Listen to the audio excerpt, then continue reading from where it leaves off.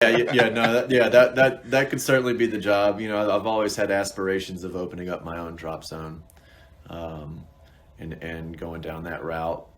So with $400 million, you could certainly open up a very nice drop zone. Um, but yeah, with that comes a lot of responsibility too. So with $400 million, I don't know if I really want to take on the responsibility of owning a business like that. And Exactly. Well, you'll have a lot more relatives than you thought you had. yeah, exactly.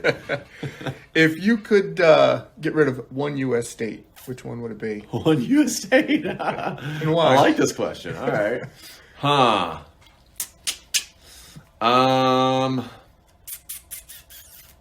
One U.S. state. Man, that's tough.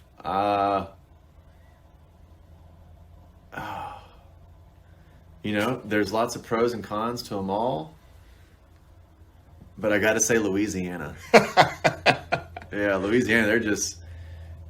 It's a special place down there, with special people. No offense to anybody from Louisiana that's listening to this, but being from the University of Alabama, and there is a very big rival school down there. Let's just say I've have had some not so great experiences in the state of Louisiana. More after when our team wins the football game and I'm trying to leave the stadium and things like that. But we won't get into that. Just more frequent now. Yeah. But Louisiana is beautiful, and there's a lot of great things that go on there and a lot of great people. But that one sticks out in my head. We can we'll just drop them off. I'm sure everybody wants to say Florida. I said Hawaii. Hawaii. Yeah, they got it too nice. They do have it too So I nice. was Very true. Stop. Yeah. An occasional volcano. What do you do? Yeah. Yeah, it's making new land. That's all it's doing. Tell me about the time you failed to achieve a goal and what changes did you make as a result?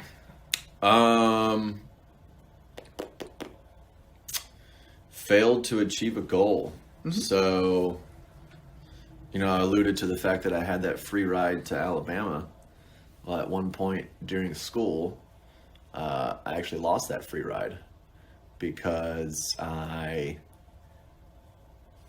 just wasn't taking the general education courses serious enough in their eyes. My classes in my major was a 4.0, but everything else was not so much a 4.0. So that was a big wake up. Like, hey man, even though you can't just do what you want all the time, like sometimes you just got to shut up and do the work. So that was probably the first big wake up of, grow up a little bit, put your pride and yourself aside from time to time, and just get the job done. So that was definitely one of them. What piece of critical feedback do you hear most often, and what do you hand out to other folks most often? Piece of critical feedback that I hear.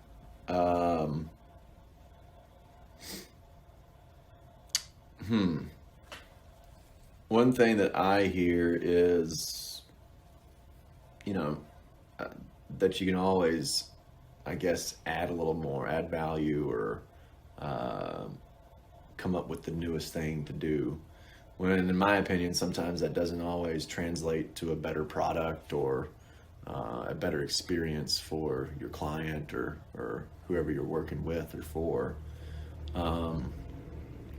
One thing that I tell a lot of people is stop talking.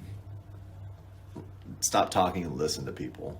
Like, people are going to tell you what they have wrong. They're going to tell you their concerns. It's, the worst conversation that I have is when I'm saying something and I'm finishing a sentence because I've been asked a question when I'm already being asked a follow-up question before I've even answered the first question, like in the middle of a sentence. It's like, let people talk, let them do their own thing, and then you'll get a lot more information and understanding out of that. Have a little courtesy, it seems like. Yeah. If you could start your career over, what would you redo? What would you change? Ooh, that's a good one. I would probably take my 20s a little more seriously.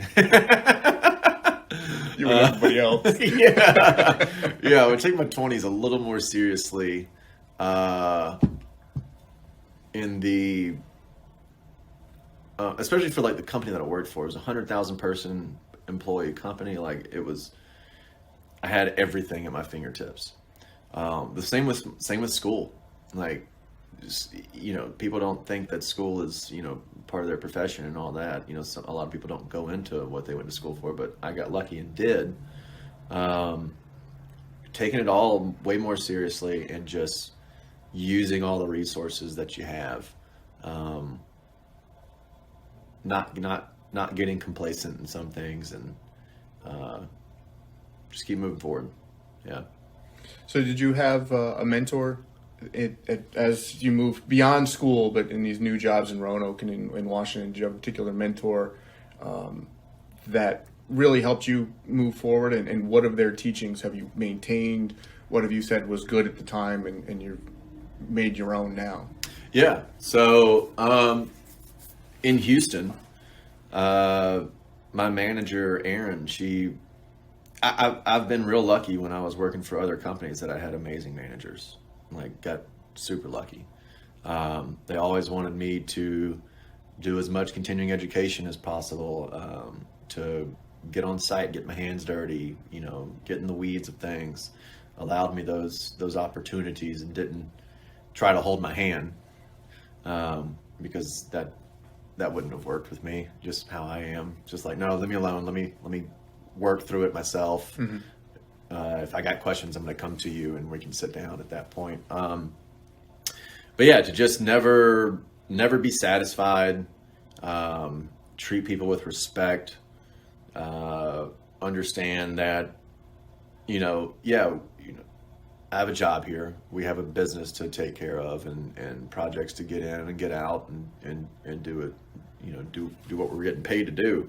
But at the end of the day, like that sometimes comes second fiddle to making sure that the team's happy, that everybody's set up, with the best opportunity to deliver the best product.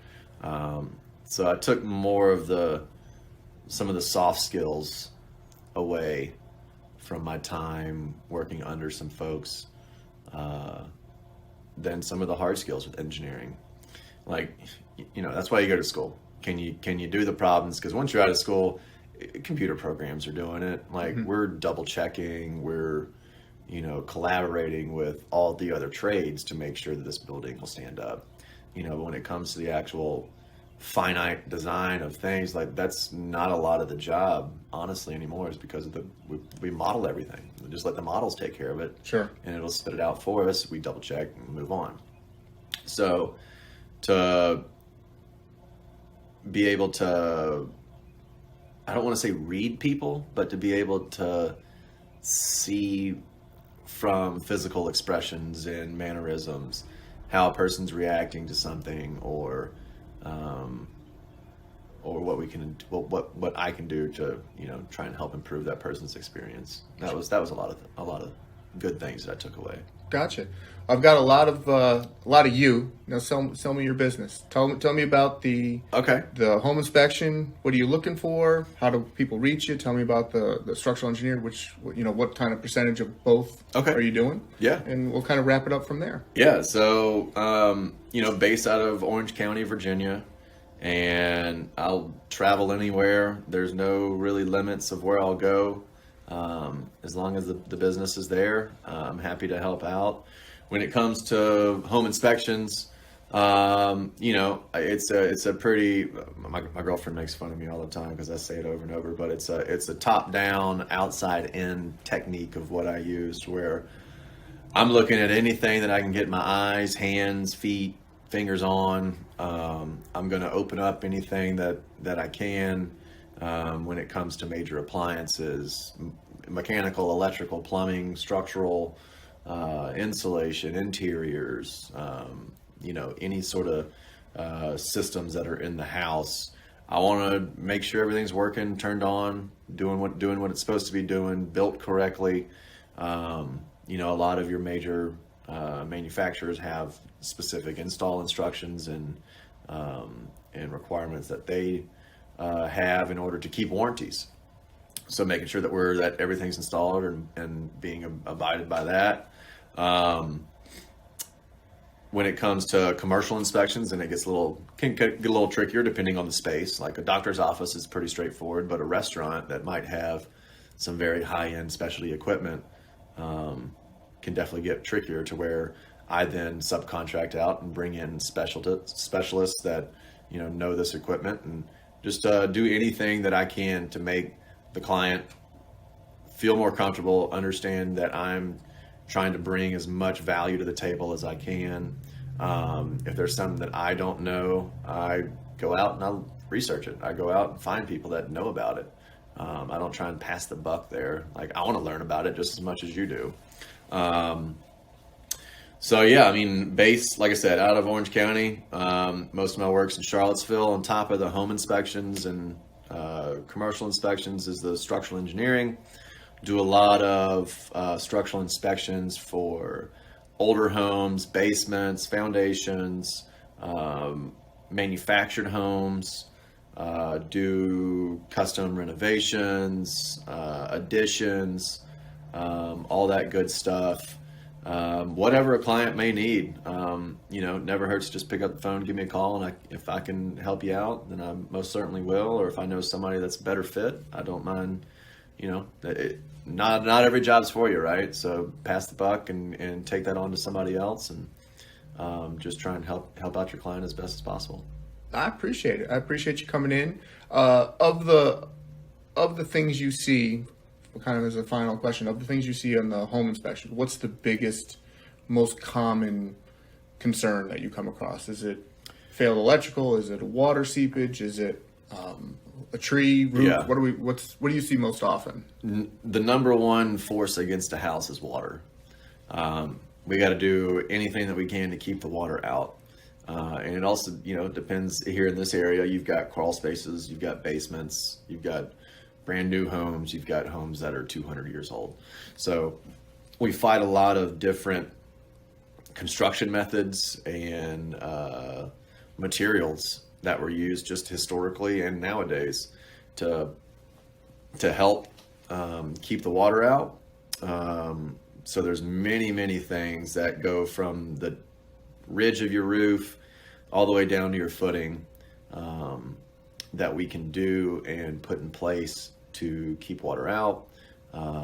Or if water has gotten in, then there's ways to remediate it, either through mold, mildew remediation, physical barriers, regrading, replacing, lots of different things. So got any questions, just feel free to reach out to me.